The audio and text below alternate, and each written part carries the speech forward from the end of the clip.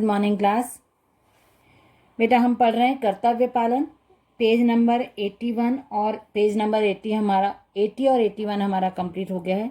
हमने कर्तव्य पालन में एक क्लास में बच्चे प्ले कर रहे हैं, एकांकी कर रहे हैं। अर्जुन और कृष्ण के बीच में जो उपदेश, गीता का जो उपदेश है उसको लेके जो संवाद हुए थे, कृष्ण भगवान ने अर्जुन को युद्ध के लिए कैसे प्रेरित किया था, कैसे उनको तैयार किया था।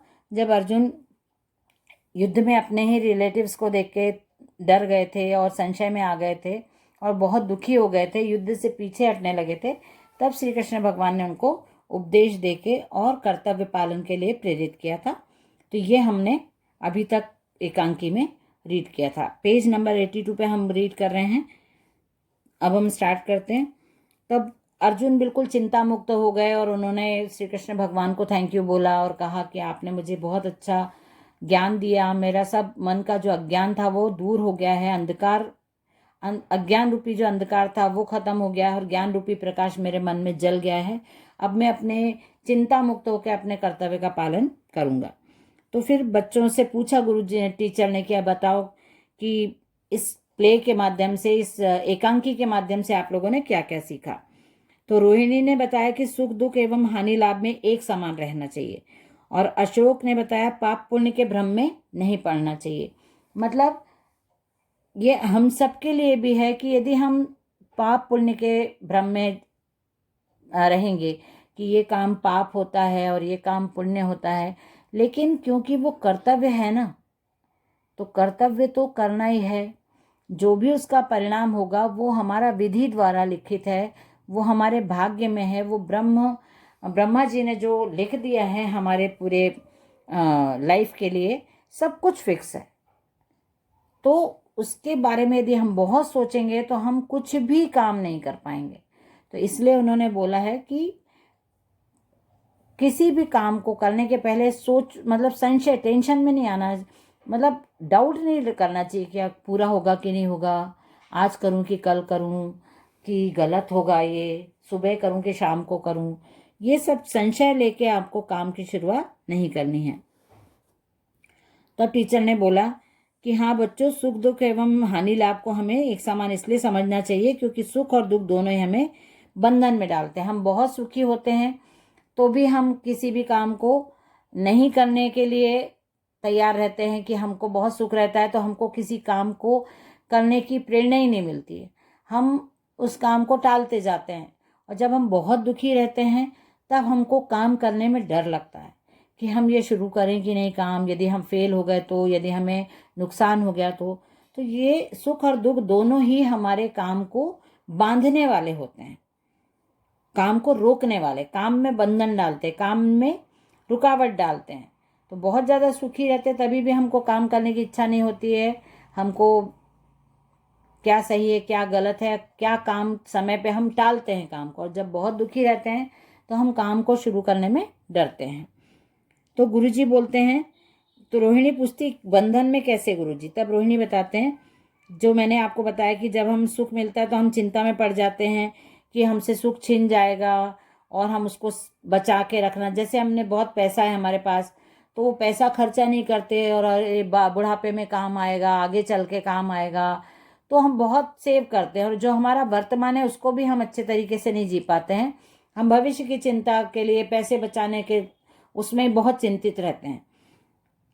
और जब हम दुख में नहीं होते तब भी हमें चिंता रहती कि कहीं दुख ना आ जाए। तो इसी प्रकार हम उस बंधन में बंधे रहते हैं। नकुल पूछता है कि हमें पाप पुण्य के भ्रम में क्यों नहीं पड़ना चाहिए। तब गुरुजी, मतलब टीचर, उनको बताते हैं कि आपने बहुत अच्छा प्रश्न किया है। तो समझाते हैं कि मान लो किसी एक कमरे में बहुत लंबे समय से बहुत ज़्यादा अंधेरा है और जब उसमें एकदम से लाइट आती है और तो अपने आप अंधेरा दूर हो जाता है ना, मतलब फिर अंधेरा रह ही नहीं जाता है। उसी प्रकार अतीत में किए गए पापों का अंधेरा पुण्य के एक कार्य से ही दूर हो जाता है। आप बहुत पाप कर रहे हो, लेकिन आपने एक बहुत अच्छा काम करा लोक सेवा के लिए या दूसरों के हित के लिए, दूसरों की भलाई के लिए आपने कोई काम करा, तो आपके जो गलत काम थे वो पूरे धुल जाते हैं, पूरे खत्म हो जाते हैं, और एक काम बहुत जो अच्छा आपने किया उसके वजह से आप जाने जाते हो। उसको लोग याद रखते हैं और आपको भी मन में बहुत अच्छा लगता है। इसका मतलब ये पुण्य काम हो गया आपका। Page number 83। सिद्धार्थ, मतलब उसको सिद्धार्थ को क्यूरियोसिटी होती है तो वो पूछता है, गुरुजी मेरे मन में एक दुविधा चल रही है। तो टीचर बोलते हैं कौन सी, पूछो। सिद्धार्थ पूछ रहे, कृष्ण ने अर्जुन से ऐसा क्यों कहा कि तू केवल अपने कर्तव्य को कर, फल की इच्छा त्याग दे। गुरुजी जब फल की इच्छा ही नहीं होगी तो हम कर्म क्यों करेंगे।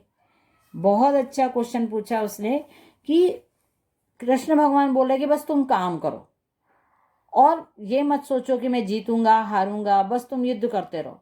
तो उस बच्चे के मन में डाउट आता है कि ऐसा कैसे हो सकता है। ये जब हम कर्तव्य करते रहें और फल की इच्छा नहीं करें, तब जब फल की इच्छा ही नहीं रहेगी हमारे मन में तो हम काम क्यों करेंगे। हम कोई भी काम तो इसीलिए करते हैं ना कि हमको उसका परिणाम चाहिए रहता है, उसका फल प्रतिफल मिलना चाहिए। तो गुरुजी बोलते हैं कि रुको मैं आपको समझाता हूँ। देखो बच्चों, हम लोग जो मेवे फल इत्यादि खाते हैं, क्या उनके वृक्ष हमने लगाए थे? नहीं। जो भी हम फ्रूट्स खाते हैं या हम जो भी फल खाते हैं, मेवे मतलब ड्राई फ्रूट्स वगैरह खाते हैं, क्या वो हमारे हाथ से लगे हुए पेड़ से ही तोड़ के हम खा रहे हैं क्या? नहीं। टीचर ने बोला अब बताओ, यदि इन वृक्षों को लगाने वाला व्यक्ति ये सोचता कि इनके फल मुझे खाने को नहीं मिलेंगे, तभी मैं खाने को मिलेंगे तभी मैं इन्हें लगाऊंगा। जिसने भी बुजुर्ग जो हमारे घर में भी या हमारे पूर्वज जो हैं, वो जो करके जाते हैं उसका फल कौन भोगता है, या हम फल किसको मिलता है? हमको मिलता है।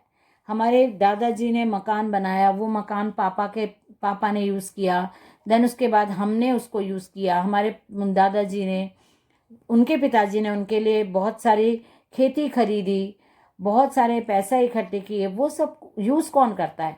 जनरेशन जो आती जाती है वो यूज़ करती जाती है। तो यदि वो ऐसा सोच लेते कि नहीं मैं क्यों पेड़ लगाऊं, मुझे तो खाने को नहीं मिलेंगे, मैं तो मर जाऊंगा, मैं तो बूढ़ा हो जाऊंगा, तो मैं ये पेड़ नहीं लगाता, ऐसा यदि सोचते तो आज आपको फ्रूट्स और ड्राई फ्रूट्स खाने को मिलते? नहीं मिलते। इसलिए प्रत्येक व्यक्ति को केवल अपना कर्म करना चाहिए, है ना।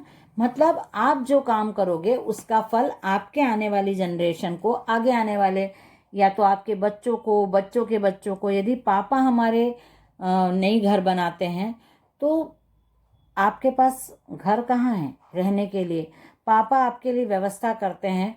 क्यों कर रहे हैं? पापा को तो यदि बोल दें, पापा, मैंने स्टार्टिंग में भी बताया था कि यदि मम्मी पापा बोलते हैं नहीं हमको नहीं पढ़ाना है, हमको बड़ा नहीं करना है, हमको उसको दूध नहीं पिलाना है, हमारे पेरेंट्स हमारे लिए ही सब करते हैं, तो यही पीढ़ी दर पीढ़ी चला आता है कि वो बिना सोचे बिना स्वार्थ के अपने संतान के लिए करते जाते हैं।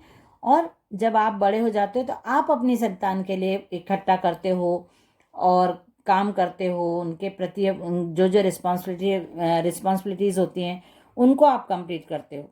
तो इसलिए यहाँ पे इस एकांकी में यही बताया है कि कर्म आपको करना है, उसका फल किसको मिलेगा वो आने वाले समय पे आपको छोड़ना है। छात्र, ठीक है गुरुजी, आज आपने हमें बहुत ही अच्छी बातें बताई। हम ये बातें अपने जीवन में अवश्य ध्यान में रखेंगे। आप टीचर को बच्चे बोलते हैं कि आपने बहुत अच्छी बातें बताई है और ये तो हमारे जीवन में भी हमको काम आने वाली है और हम ये बातें कभी भी अपने लाइफ में नहीं भूल सकते हैं। हमको आपने बहुत ज्ञान की बातें बताई, बहुत अच्छी अच्छी बातें बताई, तो ये हमारी लाइफ के लिए सीख है और हमको हमारी लाइफ को प्रेरित करने वाली है ना। तभी अगले कालखंड की घंटी बजती, सभी छात्र पुनः अपने अपने स्थान पर चले जाते हैं, क्योंकि वहाँ पे वो लोग एकांकी कर रहे थे, एक प्ले कर रहे थे। तो जैसे ही बेल बजती है तो वो पीरियड खत्म हो जाता है, सब सब बच्चे अपने अपनी प्लेस पर चले जाते हैं, क्योंकि नेक्स्ट पीरियड लगने वाला होता है। इसलिए बच्चों को ये बहुत अच्छी एक कहानी, मतलब प्ले के माध्यम से, एक एकांकी के माध्यम से उनके टीचर ने उनको एक विषय से संबंधित एक पार्ट महाभारत का, श्री कृष्ण और अर्जुन के मध्य जो संवाद होता है, वो युद्ध भूमि में क्या संवाद चल रहा है, संवाद मतलब बातचीत, क्या बातचीत चल रही थी, ये इस एकांकी में टीचर ने अपने बच्चों को साथ में लेके और प्ले करके एक्सप्लेन किया। तो होप आप लोगों को भी इस प्ले समझ में आ गया होगा, एकांकी समझ में आ गया होगा। इसके क्वेश्चन आंसर हम अब अगली क्लास में करेंगे, लेकिन अभी ये आपका कंप्लीट हो गया है चैप्टर, है ना। ओके बेटा, चलिए बाय एवरीवन।